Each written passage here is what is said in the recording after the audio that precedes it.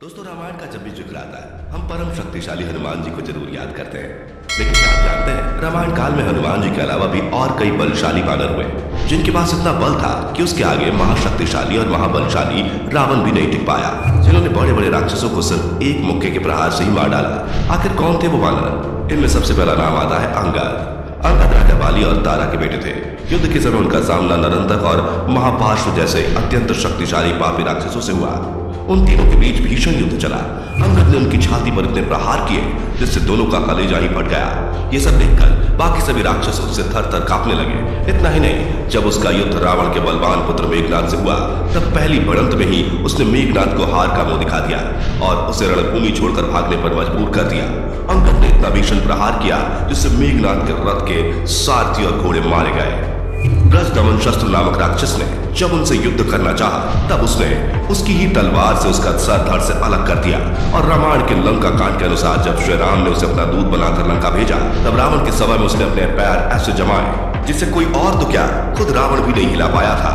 दूसरा नाम है विधिविद। विधिविद अश्विनी कुमार के पुत्र थे और राम जी की सेना में एक मंत्री के पद पर थे। विधिविद ने राम की सेना की अगुवाई तो की थी, साथ ही उसने राक्षसों का ऐसा नाश किया कि रावण की सेना के बड़े बड़े पराक्रमी राक्षस के पसीने छूट गए। इन्हें ब्रह्मा जी से वरदान मिला जिसके परिणाम स्वरूप ये महाभारत काल में भी जीवित रहे। जब विधिविद के मित्र भौमासुर का कृष्ण ने वध कर दिया तब उसने अपनी मित्रता के शोक में उत्पात मचाना शुरू कर दिया था। बता दें कि भौमासुर पृथ्वी का पुत्र था। इन दोनों के बीच गहरी दोस्ती थी, इसलिए जब भौमासुर मारा गया तब विधिविद ने बड़े बड़े पहाड़ों को फेंक कर नगर के नगर खत्म कर दिए। इतना ही नहीं, सहदेव जब किष्किंधा नाम की एक गुफा में पहुंचे तब किसी कारण के चलते उनके और विधिविद के बीच 7 दिनों तक युद्ध चला। आपको बता दें कि विधिविद का अंत श्री कृष्ण के बड़े भाई बलराम के हाथ हुआ था। तीसरा है नल। दरअसल नल विश्वकर्मा के पुत्र थे और अपने पिता की तरह ही एक अच्छे वास्तुकार भी। ये जितने नटखट थे उतने ही ज्यादा ताकतवर भी। राम सेतु बनाने में इनकी अहम भूमिका रही थी। बड़े बड़े पत्थरों पहाड़ों को उठाना इनके बाएं हाथ का खेल हुआ करता था। उन्होंने कई ऐसे राक्षसों का वध किया था जो एक समय पर राम सेना पर भारी पड़ने लगे थे। चौथा नाम है नील का। ये अग्निदेव के पुत्र थे। ये जितने शरारती हुआ करते थे उतने ही ज्यादा निडर और बलशाली भी। बड़ी बड़ी चट्टानों और पेड़ों को ये खेल खेल में उखाड़ दिया करते थे।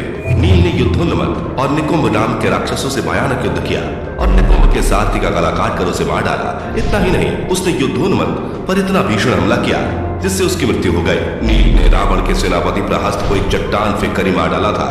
पांचवा है सुग्रीव। किष्किंधा के राजा सुग्रीव बाली के छोटे भाई और अंगद के चाचा थे। वीर सुग्रीव ने जब सुवेला पर्वत पर रावण को देखा तो उसे इतना गुस्सा आया कि उसने तुरंत ही रावण से लड़ना शुरू कर दिया। सुग्रीव महाप्रतापी रावण पर इतना भारी पड़ने लगा कि उसे अपनी रक्षा के लिए अपनी ही मायावी शक्ति का इस्तेमाल करना पड़ा और मौका पाकर वहां से भाग निकला। इसके बाद युद्ध में उन्होंने बलवान कुंभकर्ण से भीषण युद्ध किया और उनकी नाक को एक ही बार में काट डाला। साथ ही उनके बेटे कुंभ का वध भी कर दिया। इतना ही नहीं, वो प्रगस और रावण के भाई महोदर को उनके घुटने पर ले आए थे और उनका वध कर दिया। छठवां है हनुमान। वायुदेव के पुत्र हनुमान के बारे में तो कौन नहीं जानता। इनके अंदर सूर्य को खाने का बल तो था ही, साथ ही बालकाल में जब इंद्र ने अपने वज्र से इन पर प्रहार किया तब हनुमान ने वह सहन कर लिया।